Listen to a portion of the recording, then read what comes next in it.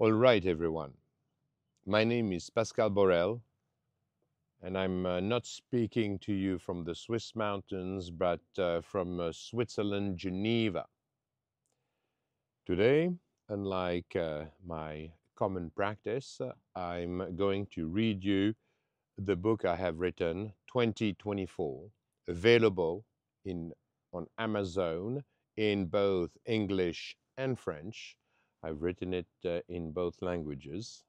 And it's basically an agenda to guide you to giving back their strength to our democracies.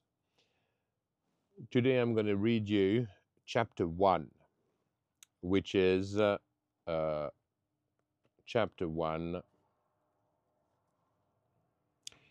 our civilization do not escape the rule of evolution of life.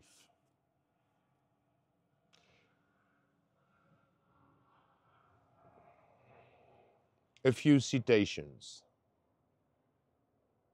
Only untrodden paths will lead you to where you want to go.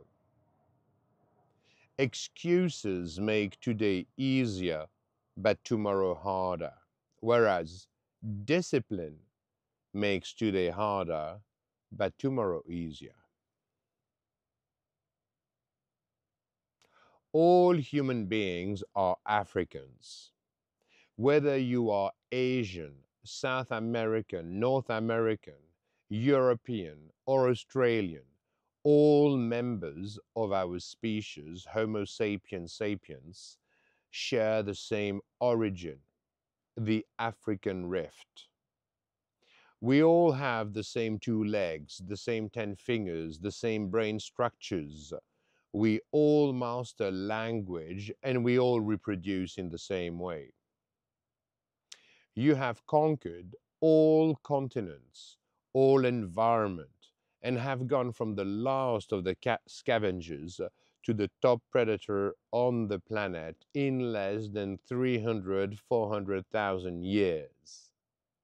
A feat unparalleled in the history of species. You are therefore the ultimate champion of evolution.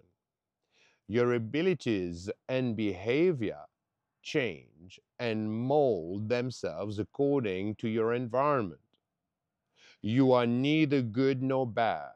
You adapt to your surrounding to make the most of them, whether it is your natural, familial, religious, constitutional, political, legal, or financial environment. For the first time in the history of the evolution of life on Earth, a species is capable of modifying and even creating an entirely new environment, better suited to what it needs to flourish. However, this new human environment, whether familial, religious, constitutional, political, legal, financial, or otherwise, does not escape certain simple rules of evolution. The first and simplest of these rules is this: nature abhors a vacuum. As soon as a natural or human-made environment offers a species or its members a chance to reproduce more efficiently, ensuring stability, comfort, and greater security, the niche thus created is immediately occupied. This is true for all living species, without exception, from the smallest viruses and bacteria to the most sophisticated reptiles and mammals. Likewise, the rule applies to fungi and plants. Therefore, how can you blame politicians, finances, or professionals in education or healthcare for occupying and often abusing the opportunities that our constitutional and legal framework offer them on a silver platter? It would be unnatural for any human being not to make the best use of all that is at their disposal for their own benefit. It would in fact be totally unnatural for human beings or any living organism to stop fighting and defending their quality of life, because we are all programmed to realize our full biological potential. You'll read this furthermore in chapter 5, Health. This leaves absolutely no room for the sharing of our advantages with others less fortunate. No human can afford to leave vacant an ecological, religious, political, financial, legal, medical, or any other niche, because it would be immediately occupied by their competition. As the champion of evolution, the human species only adapts to its environment to make the most of its chances to thrive.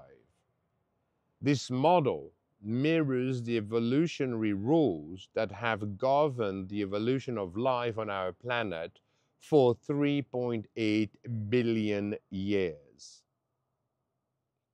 We will not change them, and that is just as well. For example, do you think that after 165 million years of dominance, the dinosaurs would have given way to mammals without a major environmental change that led to their extinction?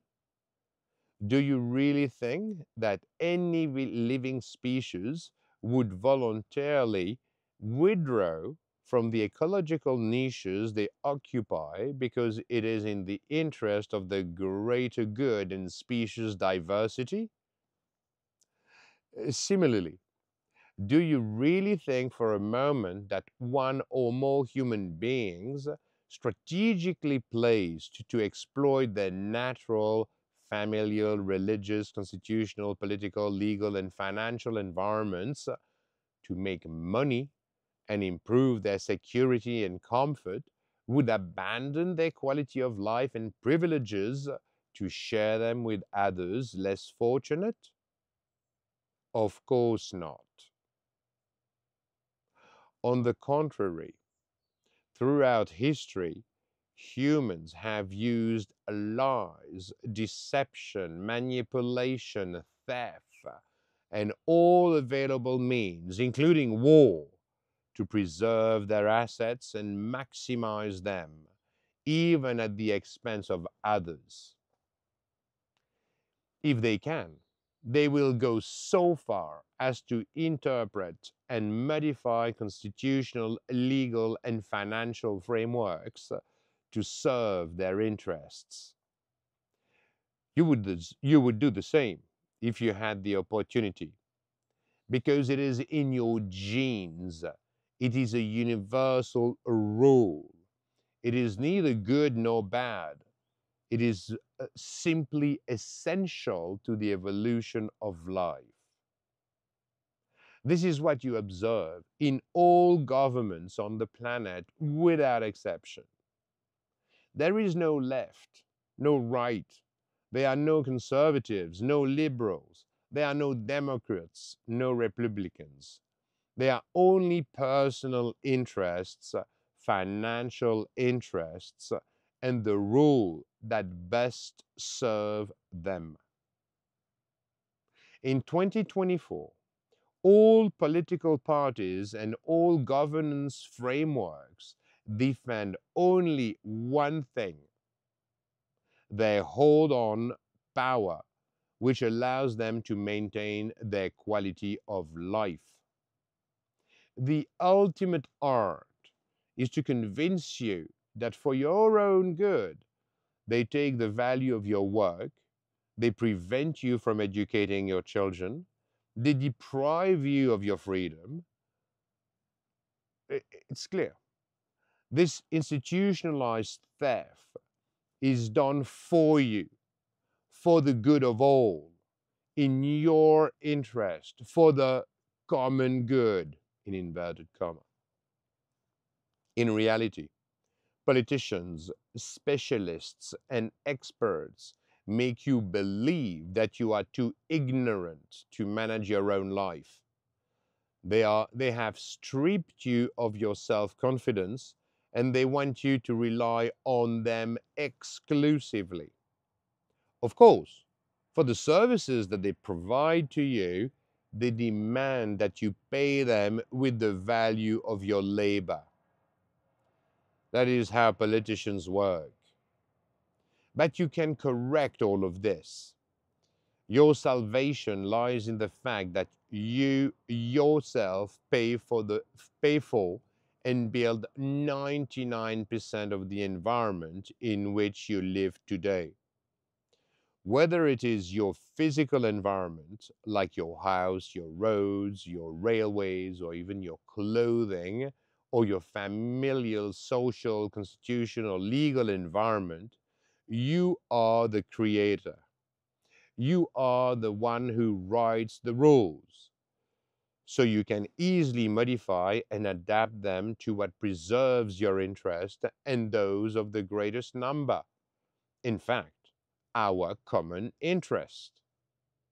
As you will see later in the following chapters, I will propose social non-cooperation, a simple solution without any form of violence to bring about the environmental changes necessary for your safety, comfort, and personal development. I will challenge you to implement this, which will test your true determination and personal courage, but which I guarantee will give you back everything that has been stolen from you. It is estimated that on Earth, about 60 to 75% of living beings live parasitically or symbiotically. This percentage depends on how we differentiate between organisms that live entirely at the expense of their host and those that actively participate in their host's survival. Lichens are a good example because they played a major role in the evolution of life on our planet. It is thanks to lichens that plant life left its original marine environment to adapt to land. It is the alliance of a fungus and an algae. The fungus allowed itself to be parasites by an algae, offering it the liquid environment the algae needed to survive on land. The fungus benefits because the algae performs photosynthesis, producing the nutrient, mainly sugars, upon which the fungus feeds. It is thus a symbiosis in which an algae parasitized a fungus that offered it protection to conquer a newer environment that was previously inaccessible. This parasitism is a symbiosis where both protagonists find their balance in a harmony of exchange that keeps them both alive. Together, they are stronger, better adapted to conquer newer environments. It is a win-win deal. In this sense, the negative connotation that you attribute to parasites is misplaced. It is an error of reasoning. It is a value judgment that you must eliminate from your mind because it is the essential blueprint for the success of life on Earth. One could even argue that it is the best ever model because in 3.8 billion years of the evolution of life on Earth, it has been the most successful one. And today, it comprises the largest number of living representatives. It is not surprising that within human society, you will find the same ratio between wealth creator and the parasites who live off them. I'm obviously talking about politicians who offer you the environment upon which you depend so that you can offer them the product of your work, the money that they totally depend upon to survive. In fact, we are all dependent on our interaction with one another. As a human being, this is self-evident. Your brain is pre-wired but empty at birth, and your parents gradually fill it. They teach you to walk, they give you your access to language, to all your social behaviors. You learn by imitation, and thanks to to specialized neurons, you feel within yourself, in your own nerve endings, every movement, every action of your fellow beings. That is why you are so sensitive to body language, why you enjoy cinema so much. Great actors with the art of the performance will make you recreate all the expressed feelings by imitation. You will feel directly in your own nerve endings, in your own neurons, all the expressed feelings and actions. Hence, the success of the pornographic industry. You reproduce the models you have as example around you. In fact, you are the sum of the four people with which you spend the most time. If the example is good, you become a good person. If the example is bad, you integrate it and it becomes your reality with the same ease. A lie repeated often enough becomes your truth. If you have other points of reference in adulthood, you can rebuild another reality. But it is a big effort, a very costly exercise for your brain. Remember that your adaptability comes from the fact that your brain is pre-wired by empty but empty at birth, and it can accommodate garbage as easily as good things. During your early years, you have no choice. You will fill your brain with what constitutes your immediate environment. If you are lucky enough to have parents who play their role as fathers and mothers, who educate you themselves, it is likely that their benevolence will give you access to the human values that make our species so successful. Conversely, if you have negligent parents who rely on schools and uniform state education programs to bring you to adulthood, you become what the state needs. When this is the case, your brain is shaped, filled, and literally made up of the lies on which our economies are based in 2024. You become a well-behaved employee, a money-making machine who follows processes, who lives in fear of stepping off the path they have planned for you. Without realizing it, you serve a tiny number of leaders who concentrate in their hands the value of your work, who steal your freedom, your ability to think differently, your ability to undertake, and even your ability to start a family and educate your own children. In adulthood, you always reproduce the same model of which you are a victim because your brain is incapable of producing anything other than what has been sown there. Garbage in, garbage out. In French, de la merde à l'entrée, de la merde à la sortie.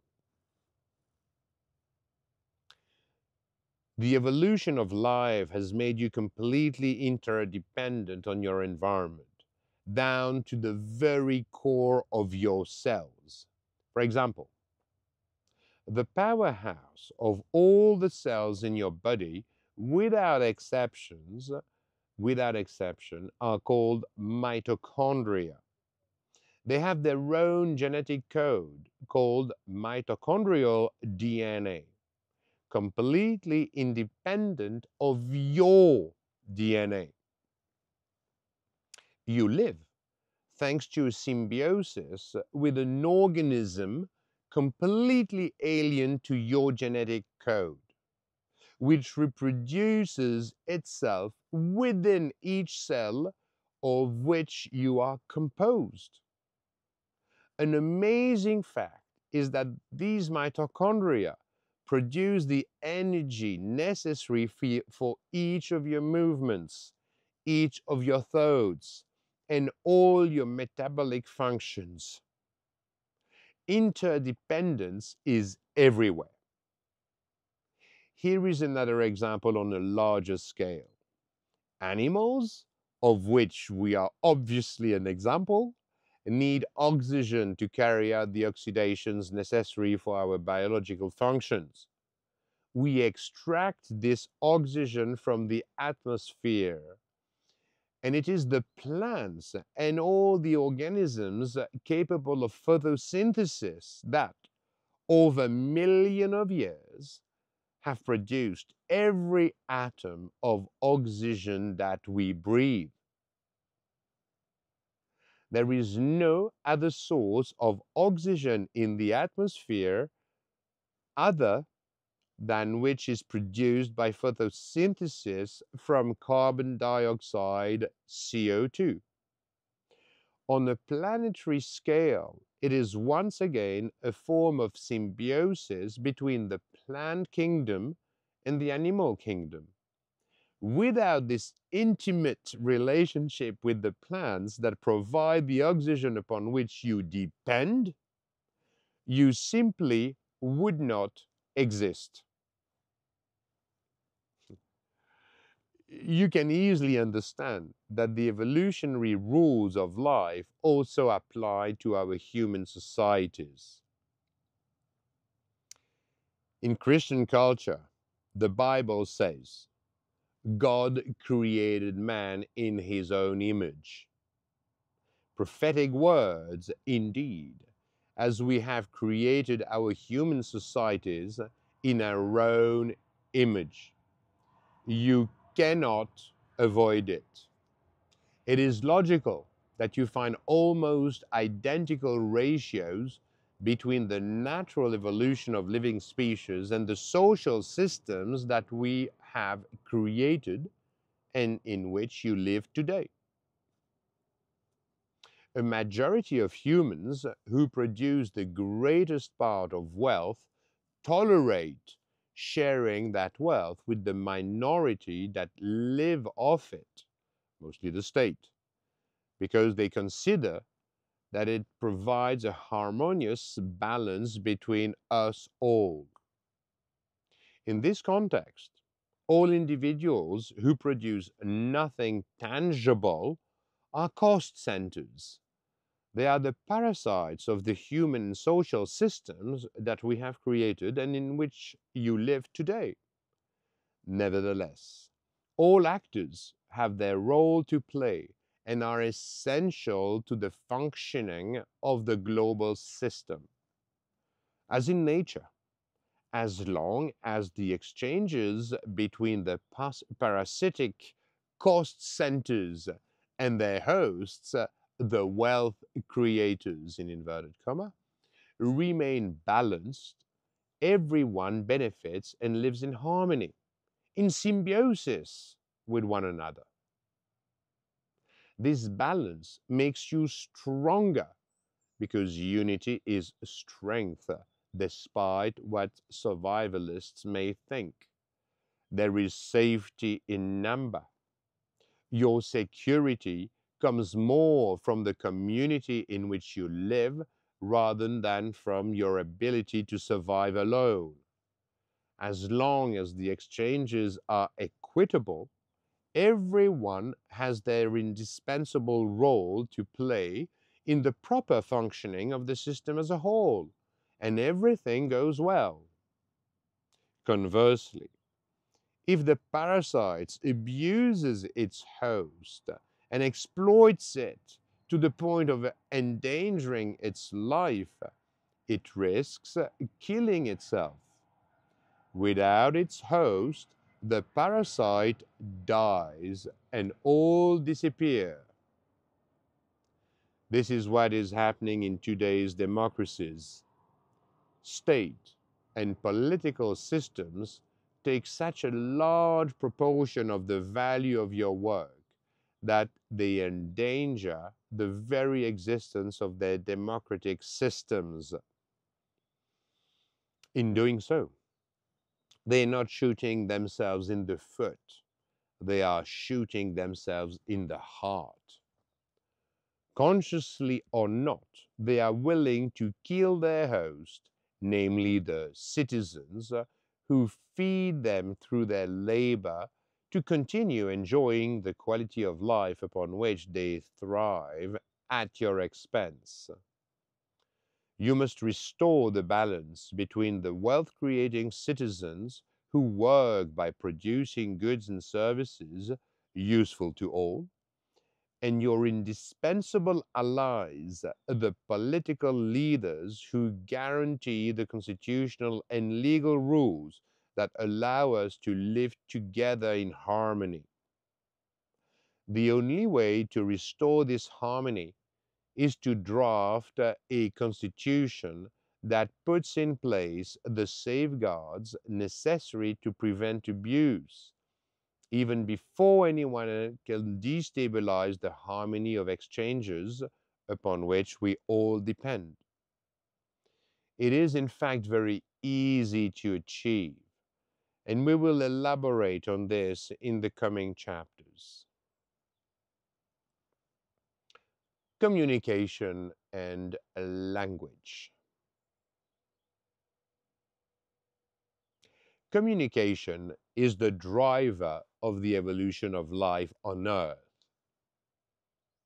The success of the human species is built on our ability to communicate through language.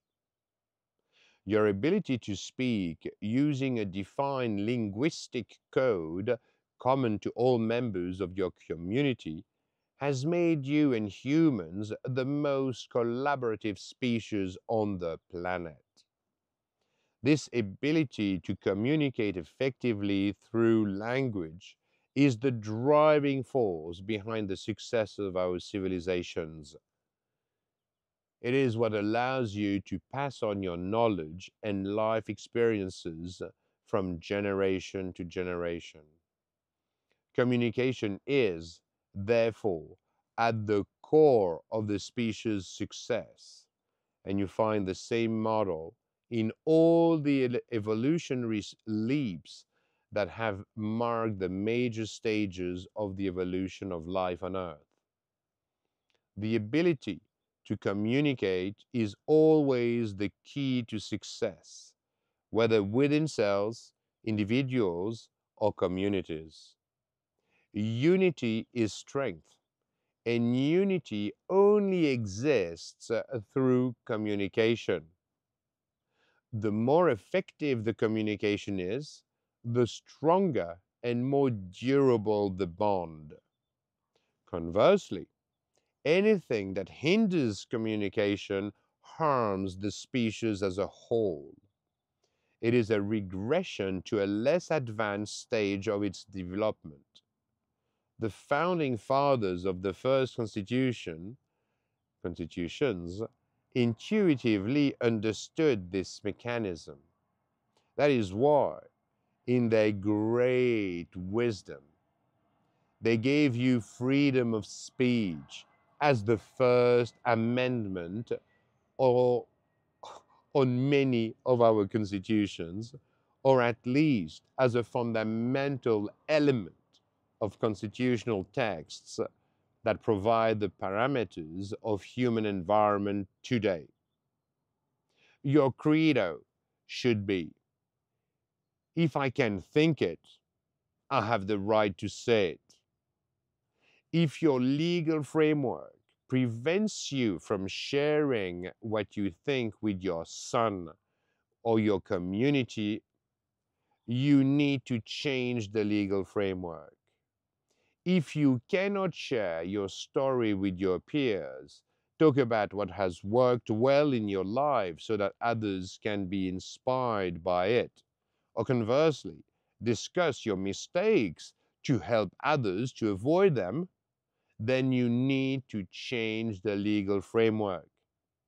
You must bring constitution back into the service of the freest form possible of human communication, which is, as we have already said, the main driver of your personal development. To fully understand where such an elementary principle originates, let us go back into the very origins of life on Earth. All the major evolutionary leaps that determine the success of life on Earth have the same origin: the ability to communicate, or, if you prefer, to interact internally and externally with your environment. When you reflect upon it, you will conclude that it is indeed all about communication. I am not going to give you a biology or philosophy lesson. My goal is to draw the connections between what triggered the major evolutionary leaps in life and the steps that led to the success of human civilizations. Let us go back in time together. The first living organisms capable of reproducing appeared on our planet about 3.8 billion years ago. They were unicellular organisms that lived for themselves in primitive oceans, in direct interaction with their environment, without communicating with other cells that populated that environment. Life remained at this primitive unicellular stage for about 1 billion years. And it was around 3 billion years ago that we find the first traces of multicellular organisms. I will not detail the evolutionary steps leading from prokaryotic cells to eukaryotic cells, whose particularity is that they have a nucleus containing the genetic material. This transition occurred about 1.2 to 2.1 billion years ago. But much remains to be discovered to precisely date when and to describe how this evolution occurred. What we can confirm is that from this point in time, cells acquired a nucleus, an organelle, which each possess differentiated and specific functions, such as mitochondria, ribosomes, lysosomes, and so forth. Internally, the cell forces the different elements it contains to collaborate to ensure the metabolic process necessary for its survival as a whole. Even if this occurs at a microscopic or biochemical level, it is already a form of communication between the cell's different functions. Communication which is indispensable to the success of the cell as a whole. This is a major evolutionary leap, and from this moment, everything evolves increasingly rapidly. The differentiation of specific roles among organelles within cells is such a competitive advantage that they impose themselves as the most adapted model for advancing life. Cells join forces to become more effective at exploiting their environment and imposing themselves on less evolved species. Cells, in a way, reproduce the internal communication model of their own organelles to form multicellular organisms with differentiated tissues. These multicellular organisms found a way to make cells communicate, in inverted comma, with each other, to assign differentiated functions while remaining united with within the same organism. This is a new evolutionary leap. The first photosensitive cell appear.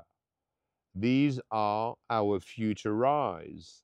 They are connected to a rudimentary nervous system that communicates with cells responsible for locomotion. These will become our muscles and skeletons. Some cells are responsible for assimilation, which will become our digestive systems. Others are responsible for excretion, which will become our kidneys. Others are tasked with capturing oxygen and expelling carbon dioxide, which will become our heart, lungs, and circulatory systems. All these differentiated functions within the same organism must be coordinated. They must communicate with each other to ensure the harmonious functioning of the whole. This communication between specific functions assigned to differentiated cells triggers a major evolutionary leap as it adapts these new organisms to environment as it adapts these new organisms to an environment previously inaccessible. You could argue that for all the complex living organisms today, the ability to communicate down to the very core of your cells is the essential element that ensures your success and ability to adjust to all environments that Earth offers you. Over time, communication will take all possible and imaginable forms. Initially, it is purely biochemical. It is hormones, enzymes, proteins, and other substances that trigger actions programmed in your DNA. This coordination and this internal communication are so effective that members of the same species rapidly reproduce the same model again. They organize themselves to coordinate their actions and to form groups of individuals in which each individual plays its unique role. Unity is strength. There is safety in number, meaning the group offers you your security. Nature has understood this well and uses it to evolve. Probably the most striking examples of this can be found among arthropods, insects. Think of ants, bees, and termites. They continuously communicate through chemical messages, pheromones, body language, or small dances like bees are used to indicate the direction of a food source. Social insects are among the most successful living beings on our planet. They communicate so efficiently that they can even, like termites, coordinate to modify their environment and adapt it to what suits them best for flourishing. The examples are endless, but it is always communication, whatever the vector used, that leads to success. At this point, you are probably wondering, why am I describing how the first cells communicate with each other to ensure the success of the evolution of life on Earth? Why am I talking to you about communication as the driving force behind the success of collaborative species? What is the connection with the constitutional amendments that this text is all about? Do not be too hasty. We have created our civilizations in our own image by reproducing what works well and setting aside what does not. The models that determine biological success are easily found in the success or failures of our human organizations. I will now demonstrate this to you. As you have now understood, communication is at the heart of the evolutionary success of all the species that master it. Human beings are no exception to this fundamental rule, and we have pushed the concept much further than any other living species has ever done. I am obviously referring to our ability to speak, to share our knowledge, to pass it on from generation to generation. The communication that is enabled by language is the ultimate weapon. It is the uniquely human tool that has taken us from the very last of the scavengers to the top predator of the planet in less than 350,000 years. Language is the ultimate form of communication on planet Earth today. It represents an unprecedented evolutionary leap that permitted humans to dominate without any form of competition all other living species. It is such a competitive advantage that all humans, without exception, regardless of the language spoken, have structured their brains to master language. One can argue that our success is 99% due to our ability to communicate through speech. The emergence of language and what it implies on a neurophysiological level took time, because finality does not exist in Mother Nature. Evolution has no pre-established intention to reach an ultimate goal. Rather, it proceeds by trial and error, retaining what works and discarding, or rather letting die what is of no interest. Homo sapiens took a major evolutionary risk to develop the ability to speak, because if it had not worked, other more efficient humanoids would have taken our place. One of these evolutions, this time a physical evolution, was our ability to produce different sounds like the vowels, A, E, I, O, U, which would be used to create the phonemes that make up a language.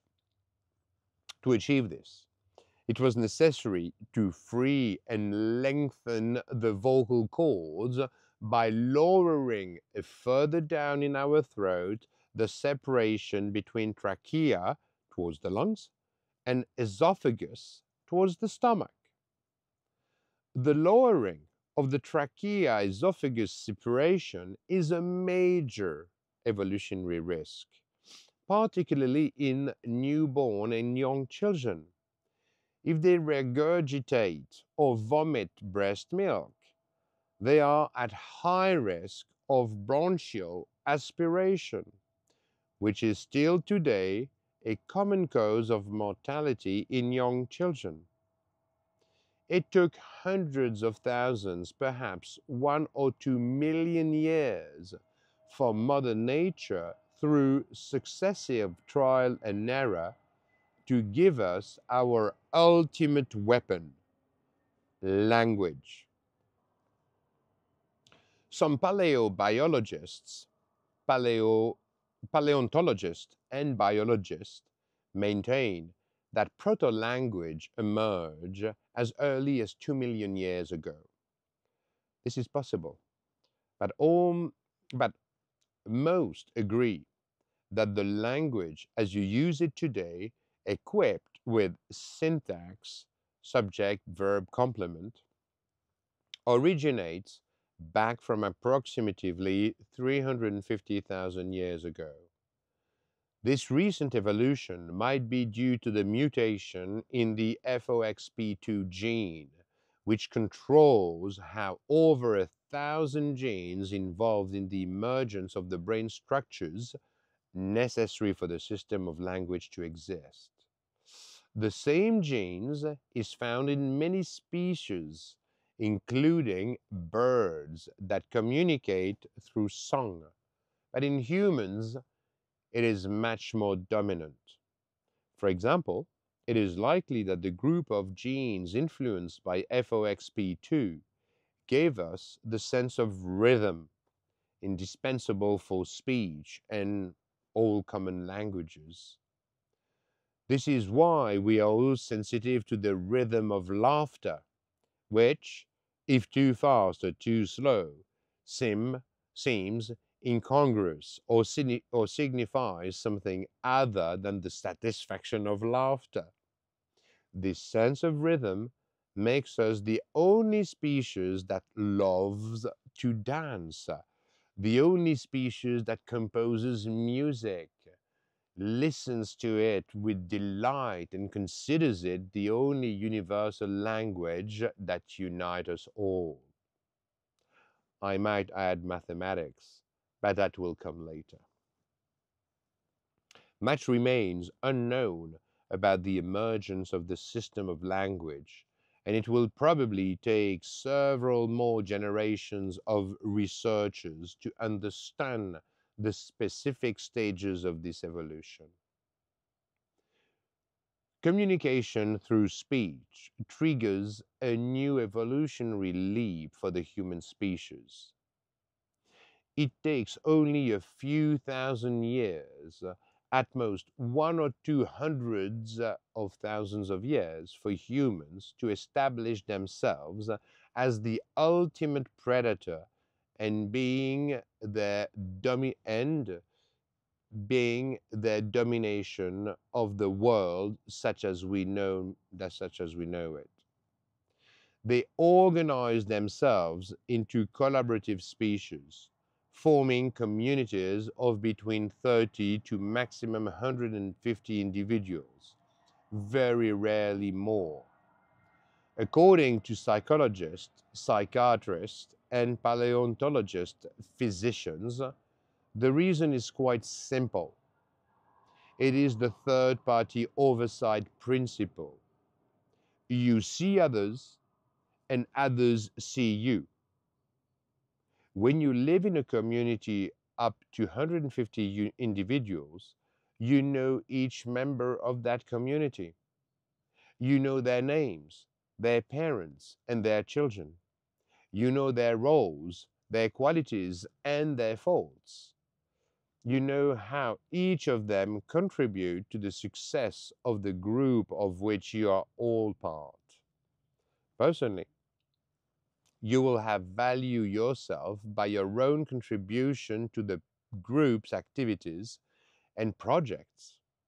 You derive your social status from this. You are loved. You are recognized by others who come to you for advice. Your self-esteem comes from the way others see you. You want to be a solid pillar of the social organization to which you belong. In short, you want to be proud of yourself. Nowadays, you would say, I want to be able to look at myself in the mirror when I wake up in the morning. This third party oversight principle, which by definition you have on others and others have on you, acts as a social glue. It renders you responsible. It renders you accountable. You are accountable to your community if you want to be part of it. It works well because it is very difficult for you to live with the contempt and criticism of all your loved ones if you are caught doing something against their interest. As soon as you exceed the number of 150 individuals, this third party oversight principle no longer renders you accountable in the same manner because relationships suddenly become anonymous. You can no longer personally know all the members of your community, and you do not know, and they do not know you either. You can therefore manipulate them. You can lie to them about your history in order to steal from them if you so wish. You can put your interest before those of the greatest number, even though ultimately you depend upon them. In our modern societies, we have all the technology to use the third party oversight principle to cover all actions and services that have a social impact and which should serve and unite the community. The third party oversight principle is the only solution to ensure that governance systems become functional once again. If you have oversight over a service that serves your community, you will know immediately whether it functions or not. We already use the third-party oversight principle when it is indispensable, for example, for auditing company accounts. Without this third-party oversight, the financial statements published would be even more misleading than they currently are. The third-party oversight was the driving force behind the success of the first human communities until the agricultural revolution. You will find this concept as the driving force behind the success of legal framework reform. I will address this topic specifically in Chapter 9, Legal Framework. The evolutionary leap represented by communication through language is the driving force behind the two last waves of human expansion about 40,000 and 80,000 years ago. Starting from the African rift, we established ourselves on all continents, imposed ourselves on all animal species, and it is even likely that we are responsible for the extinction of several species, including mammoth, woolly rhinoceros, smilodon, commonly called saber-toothed tigers. During this expansion, Homo sapiens encountered other humanoid species, such as Neanderthal or Denisovians. These species already had the ability to communicate among themselves, but not with the same efficiency as us. They already had developed brains, but they did not take the evolutionary risk of developing communication through language as we did. Up to 2% of their genes are found in our DNA, which would suggest that we sometimes got along with them, but we replaced them in just a few centuries or millennia.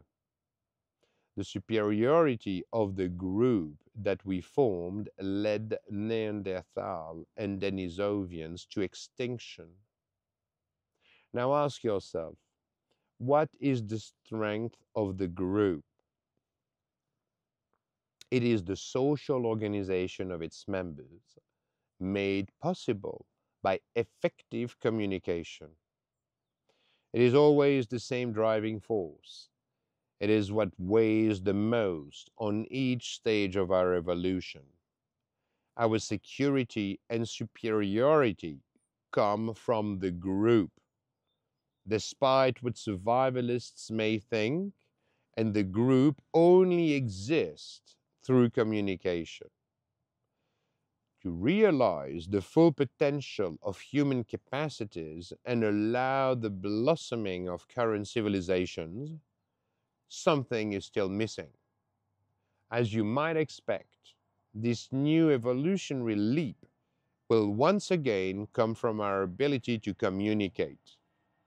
It is the emergence of written language between 5,500 and 7,000 years ago. First cuneiform and then hieroglyphic, writing eventually becomes phonetic to make written language accessible and usable by all. The Sumerians first used it for counting, thus facilitating trade. Very quickly, it allows stories to be told and transmitted without alteration to future generations. All books were first written by hand. They were inaccessible, rare, and precious objects, and moreover, the majority of us could not read. It took several millennia for the evolutionary leap of communication through writing to finally attain its full potential. It is the emergence of printing, or rather its widespread use, that makes all human knowledge accessible and finally available in black and white, in books, accessible to all at low cost. This is what makes it possible to create schools and universities in their current form. It is what allows the majority of humans to read, write, count, and for the first time have access to the accumulated knowledge of all of humanity. You have the possibility to educate yourself, to access the text of the Constitution and the laws that unite us. Communication, in whatever form, from the outset of life to the social organizations in which we live today, is the driving force behind all evolutionary leaps that have created our civilizations, and which makes up the value of who you are today. Any obstacle to your ability to communicate verbally, in writing, or through images on any subject whatsoever, in fact, any obstacle to your freedom of expression, must be eliminated, because it deprives you of the driving force behind the success of the evolution of life on Earth. Censoring your full freedom of expression prevents you from exploring your mind. It builds walls within your brain to format your thinking. It prevents you from testing your solutions by sharing them with your peers. If the law or the Constitution permits censorship, they become your enemies because they hinder free communication. They obstruct the driving force behind all evolutionary leaps that have determined the success of life itself on Earth. They prevent your ability to use what nature has given you to continue your development, to continue your natural evolution towards the better, towards the more efficient, towards the most adapted, in short, towards the strongest. If the Constitution or the laws that govern you require you to become weak again by forbidding you to use what makes you strong, you must rethink the rules, put them back in the service of what you want to be today and what you decide to become tomorrow. For that, the rules that limit you must be eliminated so that the rules that liberate you to your full potential can be enacted. That is what we are going to do, you and I. The reason why communication through language has led to such significant evolution is that it imposed a new and unique mode of functioning on your brain, unprecedented in the evolution of species. Your thinking is literally structured around language. Regardless of the subject, as soon as you think about it, you use words that contain the symbolic concept necessary for you to recreate a reality that exists only in your mind. To put it another way, based on the symbolic of the words, you interiorize it, you recreate in your mind a symbolic reality that permits you to recreate and structure your thoughts. You are no longer the product of a direct contact with your environment. You recreate the environment in which you live in your brain using the linguistic system, which literally acts as a filter between your concrete reality and your perception of it. Everything you see, everything you do, everything you think of passes through the linguistic filter, forcing you literally to abstract the concrete reality in order to reproduce it in your mind. This is why, even in identical circumstances, each individual has its own and unique perception of reality. You no longer react to the world or to the events around you directly, as a dog or as a cat would do, or as any other non human animal would. You use the symbolic concepts that the linguistic system, in inverted comma, stores in your long-term memory. You use this to recreate an abstract reality in your brain. And this abstract reality becomes your truth, your perception of the events, and indeed, you actually, your actual understanding of the world. Without understanding the neurophysiology or of the linguistic system, philosophers from China, India, Greece, and more recently the Romans all observed and understood this mode of functioning. They say, for example, that you are not the sum of the events around you. You are what you make of them. Or, it is not what happens to you that defines who you are. It is how you react to it. Or, it is what you do with your story that shapes the person who you choose to be. This illustrates well your mode of functioning. The symbolism which language imposes obliges you to distance yourself from the concrete reality and to completely reconstruct it into your mind. It is an emergent phenomenon that has gained autonomy from the biological support from which it originated. This permanent reconstruction of the reality in your mind is what creates your consciousness. It is what you perceive as your consciousness.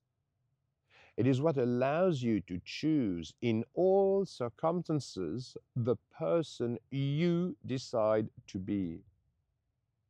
This mode of functioning of your mind generates constraints that have their advantages and disadvantages. The main advantage is that if language forces you to abstract concrete reality, it gives you the ability to abstract any concept. You can do mathematics, which is nothing more than an abstraction in your mind of the rules that apply to numbers. You use this abstraction to explain the behavior of particles, galaxies, and other phenomena. It is what allows you to understand the laws that govern the universe. This ability to abstract concrete reality allows the birth of art. You paint a picture, you compose music, you build a cathedral.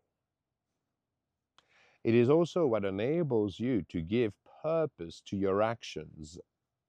Whatever the field, you anticipate the outcome of what you want to do, to understand, or to learn, and you map out the path that will lead you there.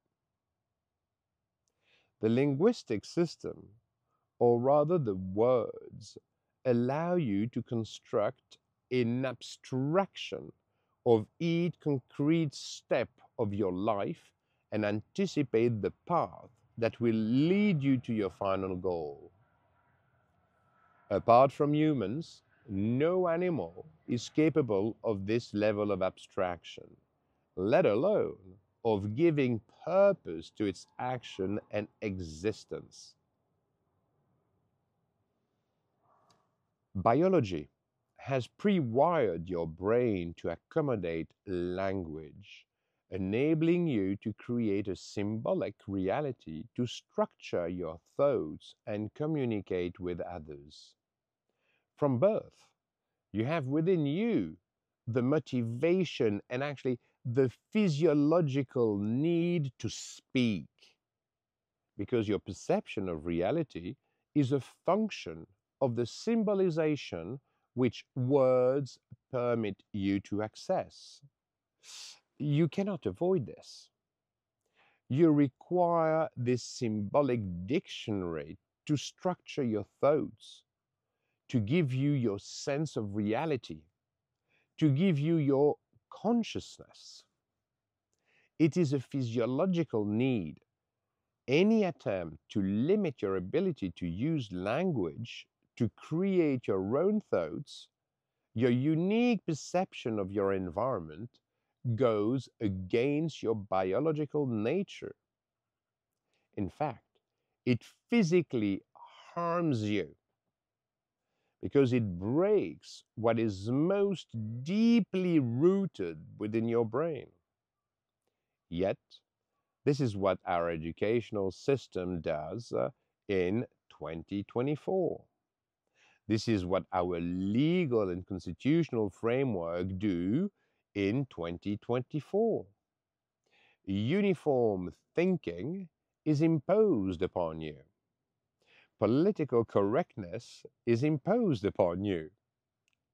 A world that serves the interest of power and finance is imposed upon you. You are forbidden to think differently, and you are brainwashed by this. This is what becomes your reality. This is where the fragility of the linguistic system lies. The linguistic system, which, as we have already seen, allows you to embrace the concepts that are far removed from your environmental reality, far removed from your interest as an individual and member of a community. As your brain constantly recreates the world based on the words you use to make it real in your mind, you can put anything in your brain. If you are told often enough that sex does not exist, that males and females do not exist, that women can be men and men can be women, you will eventually accept it as the truth, even if it does not correspond to any concrete reality, even if deep down you consider it to be nonsense. But you will forbid yourself from speaking or even thinking about it in any other way than what is imposed upon you. You self censor. In fact, you mutilate yourself. You abandon the most elementary logic to replace it with a new abstract reality entirely constructed in your brain, which correspond to no concrete reality, but has now become your reality, your unique reality, your perception of the world. And you can't escape it.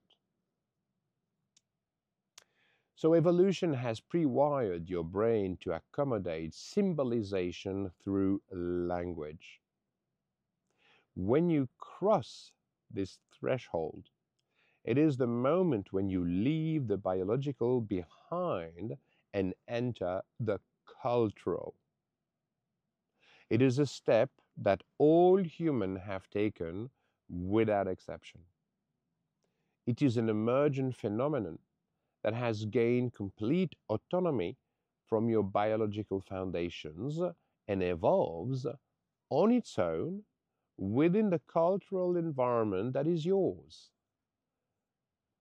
This emergent phenomenon brings you into a new universe, a world that you create almost from scratch. You define its purpose, you write every line of your present and future story, you decide what your environment should be today, and you invent what it will be tomorrow. This is both the strength and the weakness of the linguistic system, which, by forcing you to abstract concrete reality, allows you both the best and the worst. In your terrestrial environment, the purely biological can keep you alive for millions of years to come. However, the cultural reality that you create from scratch can also lead to your self-destruction. This is what you observe everywhere. To stay in power, our leaders divide us, offering only wars and conflict between nations and even within families.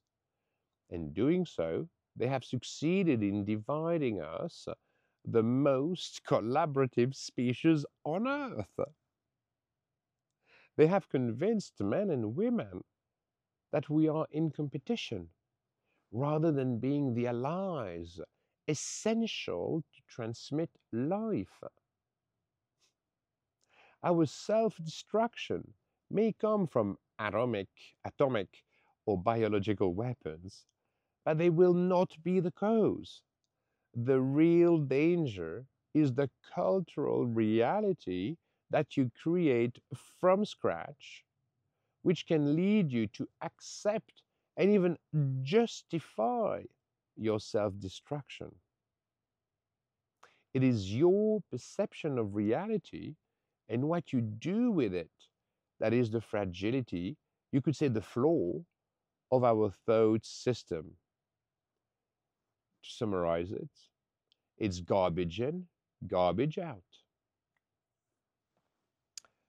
All the sages of the last 3 millennia who have thought about the art of governing man so that they can be the best version of themselves have all reached the same conclusion.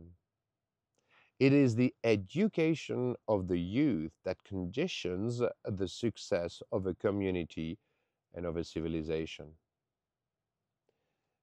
They did not have the knowledge of the neurophysiology and of the linguistic system, but practical observation allowed them to understand its functioning and anticipate the dramatic consequences of its misuse. If education gives you knowledge rather than values, you will have a miserable life. Worse, if education gives you false knowledge, which you could actually call lies about your human, natural, social, political, financial, and even scientific environment, you will put yourself in danger because you will no longer be able to have the correct behavior adapted to your real environment. Your existence, your existence will be a lie from beginning to end, and you will not be able to make the right decisions because they will be based on a reality that exists only in your brain. You will not have a fulfilling life because intuitively you will feel that something is wrong. The only remedy is full and complete freedom of expression without any restriction. Whatever the medium used, your freedom to think and then to express your thoughts freely is the only driver of the healthy evolution of the cultural environment in which you live. Spoken language, written language, and today the language of images are the foundations of our ability to communicate. They are the foundations of a new cultural universe we have just entered. We are currently experiencing a paradigm change, which is ongoing and which represents a fundamental shift from the biological foundation of our world. We are entering into a new reality based on cultural foundations. If, for political, financial, or other reasons, you censor, you prevent individuals from thinking and speaking freely, you introduce a cultural bias that can lead them to create a reality that may justify our self destruction. Censoring freedom of expression is tantamount to imposing a culture that goes against all that has ensured the success of the human species. It is preventing the driver of our evolution from fully realizing its potential. No one can predict where culture will lead us. The only thing we can do is give it the best chance of success to avoid it destroying us. The absolute rule must be if you can think it, you should not be ashamed to say it. Actually, you have the right to say it. You must say it. It is your duty to share it with the members of your community, no matter how shocking it may seem to you, no matter how shocking it is. Your full freedom of expression is the driver of your present and future success. It's clear. Religions, the role of religions. Mm. The most recent evolution of the human species passes through a fundamental stage, the one that gives us our spirituality, that gives us our place in the universe, that gives us our current civilization. And it is, of course, religion. Whatever the groups of individuals concerned, whatever our culture, whatever our geographical location on Earth, religion has always played the same role. Our civilizations were all born from what coalesces around a religion. Religious spirituality is the driver of the evolution of thought systems that still govern your actions today, or are supposed to do so. The roadmaps of the founder of religions, prophets, gurus, philosophers, or heads of states are always structured around your inner need, innate need, should I say, to get along with one another, to build your family, your community, and more broadly, your culture and your nation. It may seem simplistic to you, but whatever the philosophies or religious doctrines, they always have the same goal: to offer you a roadmap that guides you in your understanding of the world, in your understanding of yourself, and that harmonizes your relationships with others to ensure the success of your species. Religions still serve as the moral foundation, as an indispensable guide for the majority of humans on the planet. Depending on the interpretation of religious texts, men have made war or peace. But one thing is certain: religions are the universal foundation of today's civilization. Even if, in their original intention, religions were made to harmonize your relationship with yourself, with others, and with nature, the rules of the evolution of life on Earth apply. It only takes a couple of centuries for the heirs of religious orders to use the new niches thus created to consolidate power for themselves at the expense of others. It is a fact that rules, whether religious, legal, or constitutional, are never perfect. These rules must evolve to counter those who interpret them to their advantage, to centralize power and wealth in the hands of a very few individuals. Today, the religious values that unite us have become the enemies of the states because they hinder the power of states. I am talking about family values, love, respect for others, sharing with the less fortunate. All that the religious texts teach us, whether it is Hinduism, Islam, Confucianism, Shintoism, Christianity, Judaism, whichever.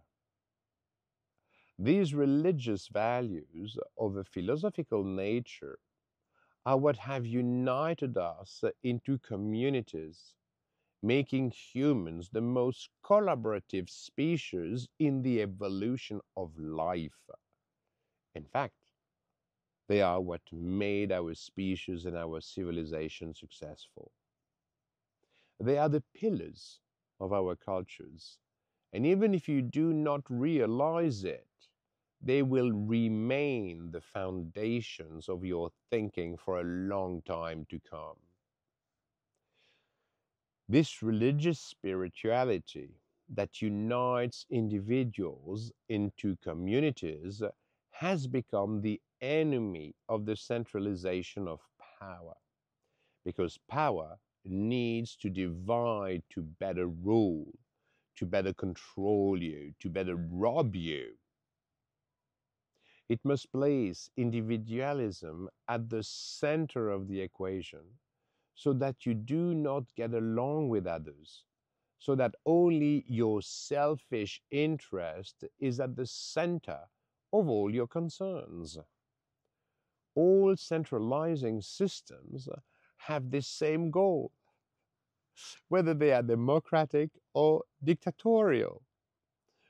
For example, the French Revolution replaced the Father, the Son, and the Holy Spirit with liberty, equality, fraternity. Who do you think benefits from this crime? You obviously know the answer. We will discuss it further in the following chapters. What is true of religions is also true of constitutional and legal frameworks.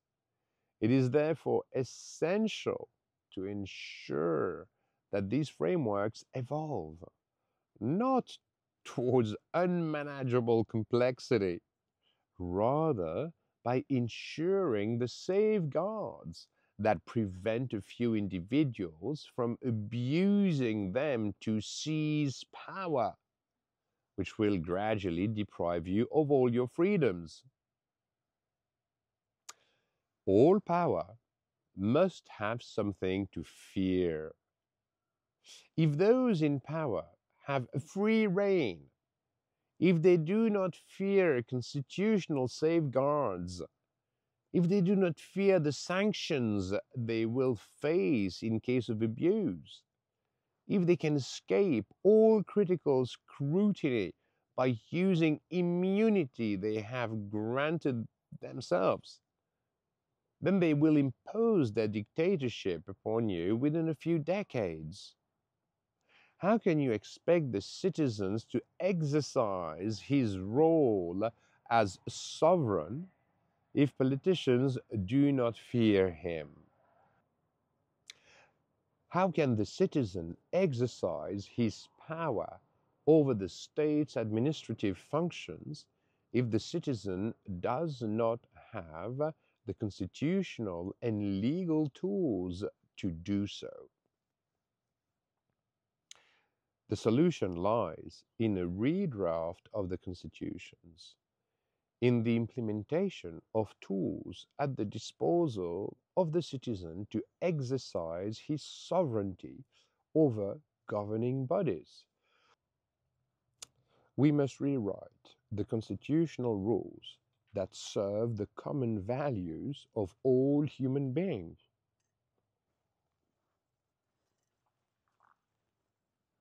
We must render obsolete and eliminate the laws that divide us by allowing a small group to seize power at the expense of the overwhelming majority. We, of course, absolutely need the state and the politicians, but we need them in their true role, at the service of popular wisdom, at the service of common sense, which, I argue, must always be at the center of the equation. The vote to elect the nation's president every 5 years or 7 years is not enough. We need to redefine the mandates of our political representatives, limit the scope of their power to the popular will, define their budget, and limit their interventionism in the area of education, health, media, energy, transportation, war, the value of currencies, etc. We will return to this later in the text. It's essential. Every sector of human activity must be managed by the professionals of their sectors, not by politicians, which by definition are not even bad. They are inexistent in all of those. They are just a financial intermediary absorbing a percentage of the value of your work, as they don't generate any value. They are just using what you generously give them through your taxes and so forth. Back to the text. The founding fathers of our democracies bequeathed to us governmental systems that are based on constitutions and legal frameworks. In their great wisdom and under the pressure of the people, they understood that by giving freedoms and decision making power to all members of their communities, they offered them a superior quality of life, synonymous with productivity and creativity, unimaginable in a dictatorship or in a monarchy. It is a win win deal. On the other hand, systems that centralize power and the value of citizens' labor in the hands of a few privileged individuals, whether kings, dictators, president, prime minister, big techs, whatever, cannot in any way offer the ideal environment for the harmonious development of a human community. It is a win lose deal. On one side, you have those in power interpreting constitutions and legal frameworks to their advantage. They centralize and hold the capital, wealth, and quality of life that comes with it. On the other side, you have the citizen slaves who are entitled to only a few crumbs from the feast upon which the former gorge themselves. It may seem unfair, immoral, or even unethical, but in fact, it is normal. These are the laws of the evolution of life. When your environment allows it, you do everything in your power to make the most of it. There is no shame in that. You are simply expressing that for which nature has programmed and optimized you. And that is just the way it is. And it is good as such. It is essential to the success of the evolution of life on Earth. Simple. As I always say, a 7 to 10 years old kid understands it immediately. It's clear. Summary. Humans are the champions of adapting to their environments, but they retain within themselves the fundamental principles of evolution. They create the environment that is conducive to passing on life, educating future generations, and exchanging knowledge, goods, and services. If the environment allows it, they will take full advantage of it for themselves, to the detriment of others. This is neither good nor bad. It is normal. Armed with this awareness, it is up to you to rewrite the constitutions, to create the environment in which you wish to live. If you do not have the courage to test the validity of the solutions that allows a system to evolve, then you are condemned to stagnate in the inertia of existing structures. You must return to the fundamentals of our species, our collaborative ability, our natural desire to love each other, to take to each other, to talk to each other, to learn from one another, to share our knowledge, to share our cultures, to be interested in others as the driver of our personal evolution. You must find the right solution, even if it is after experimenting all the other ones. Hoping for a change without imposing it benevolently is like waiting for the train at a bus stop. Wake up, reclaim your sovereignty, be the master of your destiny. You are what counts the most in the equation. You are the equation. It's your personal choice. Anyway, you will find in chapter 11 a draft of the constitutional articles that will rebuild the foundations of our democracies, that will restore the strength of our democracies based on the fundamentals I have presented in this chapter. If you now understand the role of communication, in particular language, in the evolution of the human species, you should now read Constitutional Article 6, which deals with freedom of expression, no matter how shocking it will be to you. I thank you for your benevolent attention. Peace out.